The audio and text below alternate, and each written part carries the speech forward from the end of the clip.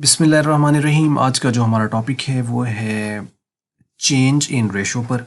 तो पिछली वीडियो आपने यकीनन देख ली होगी चेंज इन रेशो के ऊपर, जो कुछ थ्योरेटिकल पोर्शंस थे जो हम लोगों ने डिस्कस किए थे।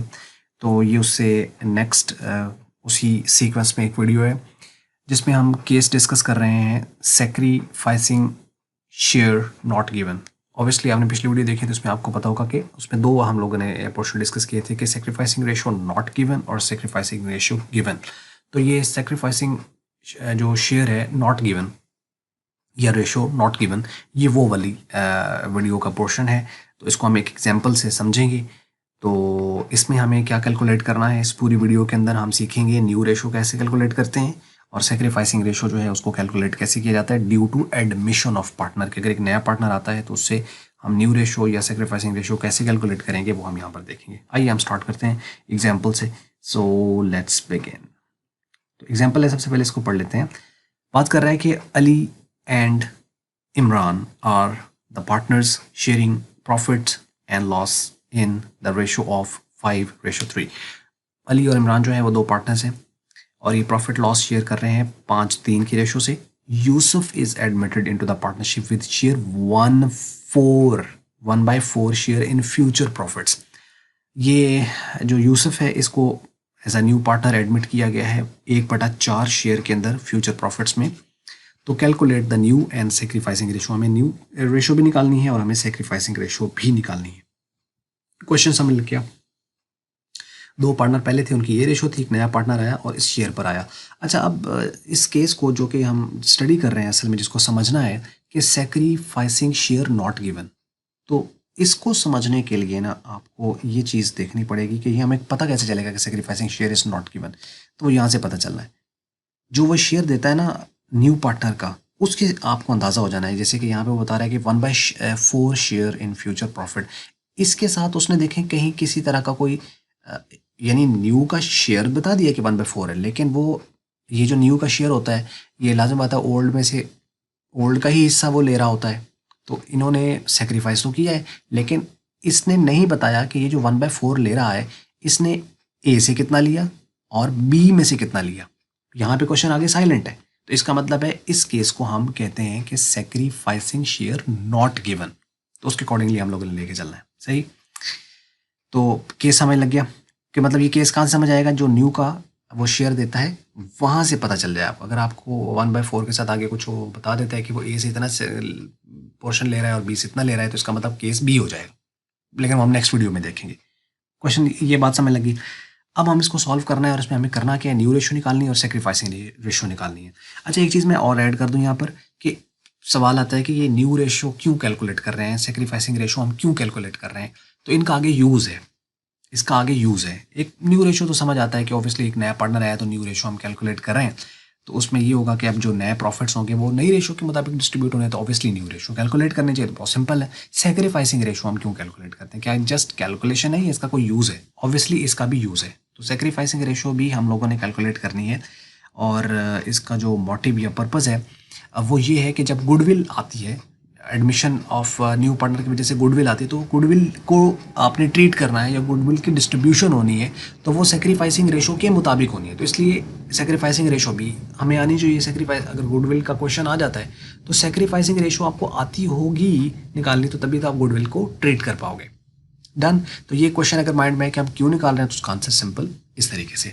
आइए अब हम इस क्वेश्चन को स्टार्ट कर लेते हैं। क्वेश्चन समझ लग गया। अब आप इसका सबसे पहले डेटा लिख लेंगे और उसके अकॉर्डिंगली हम लेके चलना है। जैसा कि आपको मालूम है कि सेक्रीफाइसिंग शेयर नॉट गिवन में मैंने पिछली वीडियो में बताया था कि इसमें हमें 1 एस्यूम कर लेना है टोटल शेयर, और उसमें से जो न्यू शेयर आया है, जो नया पार्टनर का न्यू शेयर है, उसे माइनस कर देना है तो रिमेनिंग शेयर आ जाएगा। रिमेनिंग शेयर के साथ आपने मल्टीप्लाई कर देना है old ratio of old partners, तो उनके भी न्यू शेयर निकल आएंगे। तो बस वो ओल्ड न्यू शेयर निकल आए। आप चूंकि सेक्रीफाइसिंग है तो ओल्ड माइनस न्यू रेशो करेंगे तो आपके सेक्रीफाइसिंग शेयर्स या सेक्रीफाइसिंग रेशो वो भी आ जाएगी। तो ये है इसका ओवरऑल तरीकाकार। लेकिन अब हम इसी को करके देखते हैं कि होता किस तरीके से। देखो, केस ए है, मैं अब इसको ए केस बोल रहा हूँ, जिसमें हमें एज्यूम करना होता है टोटल शेयर 1। तो सबसे पहले तो शेयर ऑफ न्यू पार्टनर जो कि यूसुफ है 1/4 गिवन है, हमने लिख लिया। एज्यूम टोटल शेयर एज 1, हमने 1 एज्यूम कर लिया। रिमेनिंग शेयर क्या होगा? अब देखो 1/4 तो यूसुफ लेके जा रहा है, तो इसका मतलब है कि एक अगर टोटल है तो एक में से यूसुफ का शेयर अगर हम माइनस कर देते हैं तो जो बाकी बचेगा वो जो ओल्ड पार्टनर्स होंगे वो उनका शेयर होगा। कॉमन सी बात है। इसका मतलब 1 माइनस 1/4 करेंगे तो चूंकि माइनस ये प्लस आ जाए तो हम एलसीएम लेते हैं, तो एलसीएम आ जाएगा इसका 4। तो इसका मतलब है ये 4 ऊपर मल्टीप्लाई कर 4 माइनस 1, तो ये 4 माइनस 1 3/4। तो रिमेनिंग शेयर आ जाएगा हमारे पास 3/4, 3/4। ठीक है, तो मतलब 1/4 जो शेयर है वो ले गया यूसुफ, तो जो बाकी बचा वो बचा 3/4। अब इस 3/4 जो है इसको डिस्ट्रीब्यूट होना है ओल्ड पार्टनर्स के दरमियान। तो अब उनका न्यू शेयर किस तरीके से निकलेगा? अली का शेयर्स और इमरान का शेयर, कि उनकी जो ओल्ड रेशो है आपने उसको इस शेयर के साथ मल्टीप्लाई कर देना है।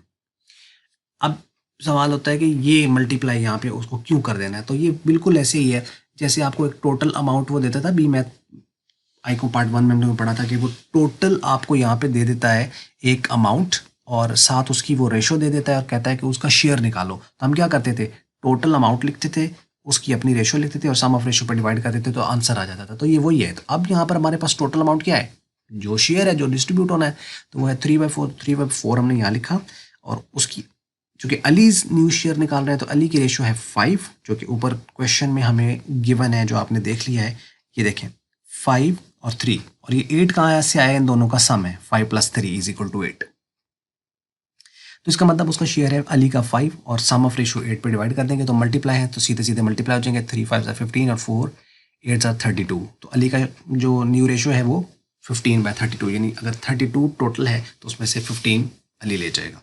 इमरान न्यू शेयर, तो वो 3/4 उनका रिमेनिंग शेयर और 3/8 उसका अपना रेशो, ओल्ड रेशो जो है। ठीक है, मतलब जो remaining share multiply old ratio, जब इनको मल्टीप्लाई करेंगे तो न्यू रेशो आ जाएगी। आप इसका फॉर्मूला भी बना सकते हो इसी तरीके से। 3 3 9 एंड 4 8 32, तो 9/32 done. New profit sharing ratio is equal to Ali, Imran और यूसुफ। ये तीनों जो है इनकी रेशो आएगी 15/32 और 9/32 एंड 1/4। अली की आ गई 15/32, इमरान की आ गई 9/32 और जो यूसुफ है उसकी वो पहले उसने दे रखी है 1/4। तो अब इसको हम चूंकि इसका भी डिनोमिनेटर सेम करने के लिए हम क्या करेंगे, इसको ऐसे नंबर से मल्टीप्लाई करेंगे कि ये भी 32 हो जाए। तो आप यहाँ पे भी क्वेश्चन को रोक सकते हो, जरूरी नहीं है इसको आगे करना, लेकिन करना चाहें तो आप डिनोमिनेटर सेम कर लें। तो अब इसका मतलब इसको 8 से मल्टीप्लाई किया जाए 32 हो जाएगा। तो हम खाली इससे नहीं करेंगे, फिर ऊपर भी करना पड़ेगा। तो 8 ऊपर भी मल्टीप्लाई कर दिया और 8 4 से मल्टीप्लाई कर दिया तो 8/32 आ गया। अब चूंकि डिनोमिनेटर सेम है तो इसको फिर कैंसिल किया जा सकता है और खाली ये ही लिखा जा सकता है 15 9 और 8। इसका मतलब उनकी जो नई रेशो है तीनों के दरमियान वो है 15 9 और 8 ये होगी। और जब हमने न्यू रेशो निकाल ली है तो अब हम उनकी सेक्रीफाइस रेशो निकाल सकते हैं। तो सेक्रीफाइस रेशो के लिए now as we know sacrifice ratio is equal to old ratio minus new ratio.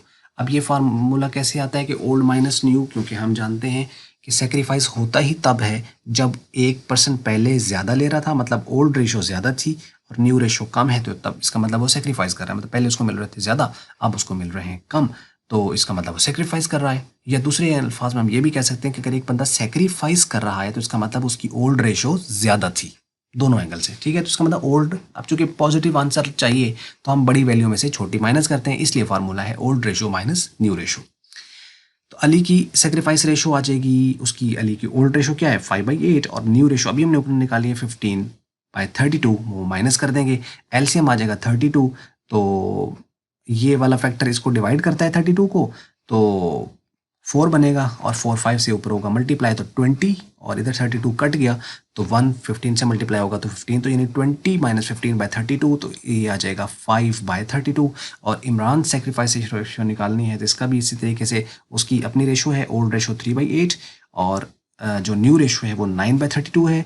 तो यहाँ पे अगर आप इसका एलसीएम लें तो ये 12 - 9, यानी ये तो कॉमन कैलकुलेशंस है एलसीएम के मुताबिक, तो 3/32 ये आ जाएगी इमरान की सेक्रीफाइस रेशो। तो ये उनकी सेक्रीफाइस रेशो आ गई। तो ये लाजम मतलब ओल्ड की निकलनी है, न्यू की तो कोई सेक्रीफाइस होनी ही नहीं है, तो ये दोनों की सेक्रीफाइस भी निकल आई।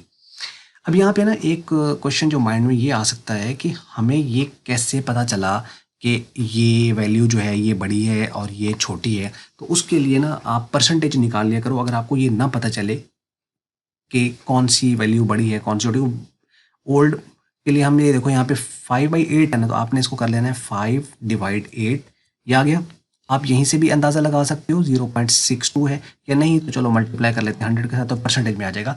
इसका मतलब है कि ये वैल्यू जो है ना, इसकी वैल्यू आ रही है 62%, ऑलमोस्ट 62% हम कह देते हैं। अब ये जहन में रखिएगा कि ये अगर कैलकुलेट की जाए परसेंटेज में तो ये 62% है। अब हम देखते हैं इसका कितना आता है। 15/32 मल्टीप्लाई 100, ये कितनी आ रही है?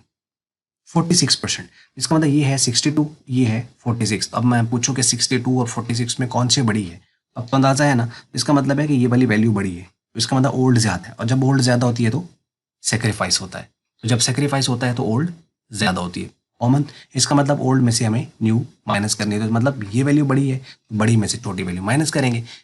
तो सिमिलर वे के अंदर आप इसका भी चेक कर सकते हो और इसका भी चेक कर सकते हो, तो आपको ये भी पता चल जाएगा कि कौन सी बड़ी कौन सी छोटी है, तो उसके लिए आप कैलकुलेशंस करना आसान हो जाएगा।